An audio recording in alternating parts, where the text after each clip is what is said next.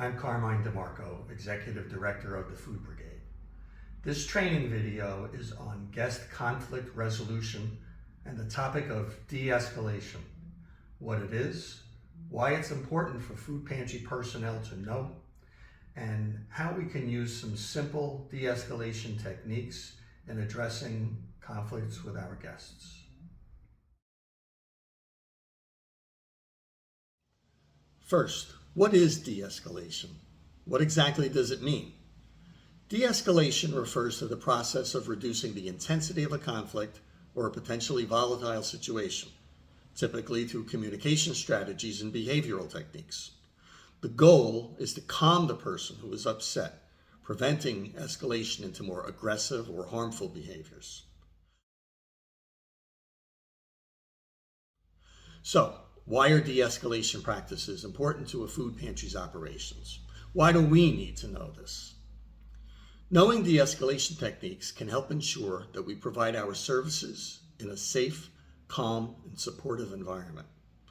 We want to be able to avoid or reduce conflict and the potential for harm.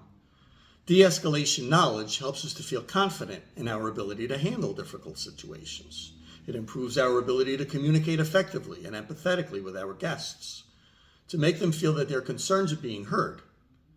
We want to make sure our organization's procedures and rules are followed and fairly enforced for the benefit of all of our guests and our staff. But we need to do this in a kind, respectful manner. And lastly, we want to promote the overall well-being of our guests by acknowledging and validating their feelings and avoiding re-traumatization. So that's the why. Next, we're going to talk about the how. Here are 4 tips we can use. Tip number 1 involves your emotions. Pause. Take a deep breath or 2. Remain calm and composed. Ignore insults and harsh speech, and don't take their words personally or become defensive. Their anger or aggression may be the result of stress, trauma, or other psychological challenges that they're facing. So we want to recognize where their behavior may be coming from so that we can model empathy and understanding. Tip number 2 involves your speech. Speak calmly, gently, and steadily in a caring tone of voice.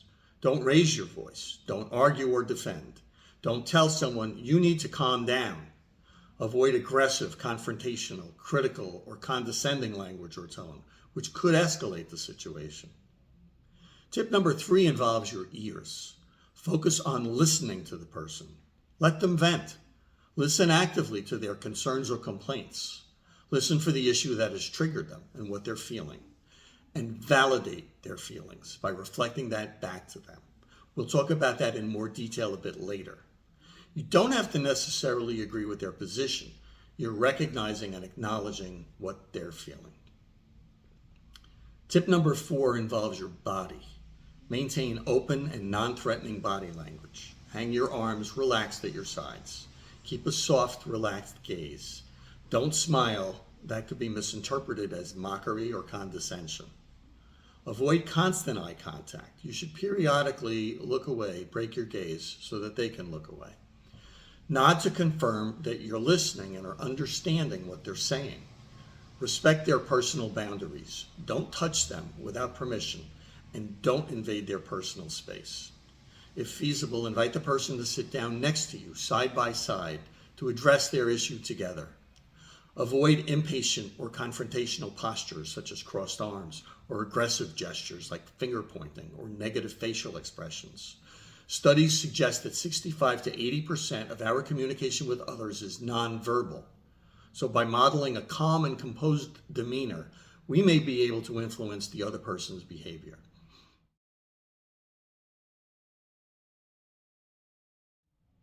So we've talked about the why and we've learned the how. We're calm and composed, both inside and out. We're using our speech in a calm, supportive, non-confrontational manner. We're using our ears to actively and empathetically listen to their concerns. And we're using our bodies in an open, non-threatening way. Now it's time for the what. What do we actually do? What do we say? Here are 4 steps to addressing guest conflicts.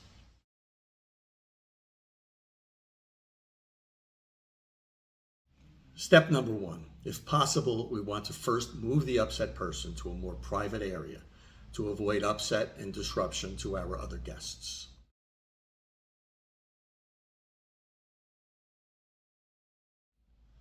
Step number 2. We're going to start off by listening and gathering information from them to try to find the root cause of their problem. We want to demonstrate that we're actually hearing them, and we do that by giving them emotional validation. That can help build rapport and reduce their anger and frustration. When people don't feel heard, they don't feel cared about, and that can lead to emotional escalation.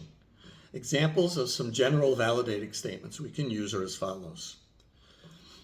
I can see that you're very upset. You sound like you're really frustrated. I can understand how you're feeling. That sounds really difficult.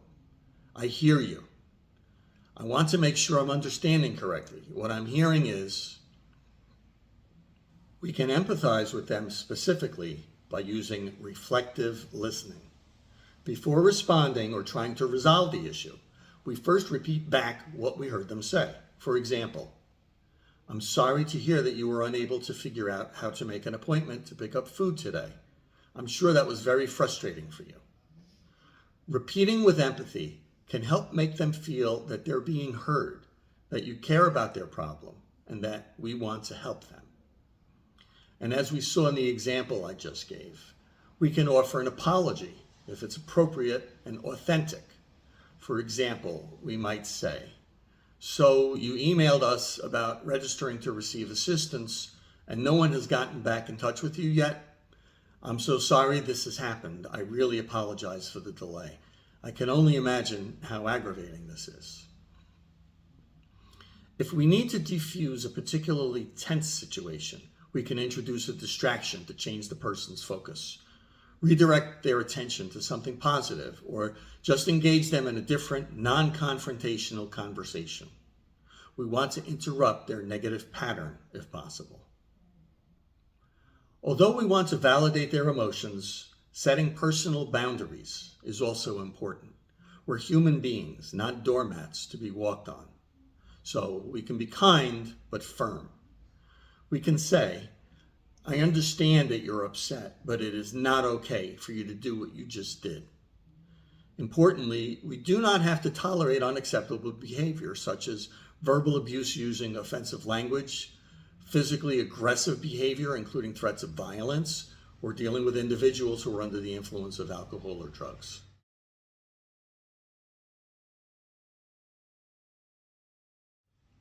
Step number 3.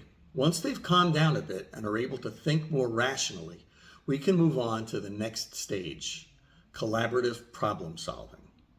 We want to work as collaboratively as feasible with them to determine the right solution. We can do this by providing them with options and choices, empowering them to make decisions within our framework of procedures and rules. If we have a potential solution in mind, we can present it as a suggestion and ask them if that would work for them. So we're providing them with a sense of agency or control over the resolution process. We don't want to fact check emotions, but once they've calmed down and are able to be more rational, we can then mention policies or facts that might be contrary to their position. For example, let's say a guest shows up without having made an appointment. They just didn't understand what they were supposed to do. We might say, I'm sorry you found our procedures for making an appointment confusing. I want to help. What might help you understand them better for next time? Would you like me to explain them to you now? Would it help if we emailed you another copy of our procedures?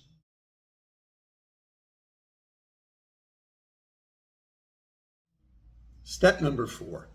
When guests exhibit cooperative and collaborative behavior, we can use positive reinforcement through acknowledgement, praise, and appreciation.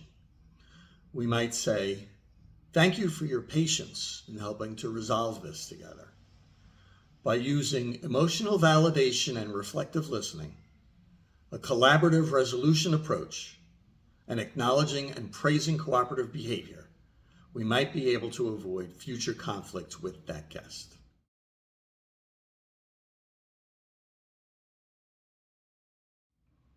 If all else fails and the situation doesn't de-escalate, or if it escalates further, immediately seek assistance from a pantry manager, supervisor, or another team member. A colleague with some distance from the conflict may be able to approach it with a fresh perspective.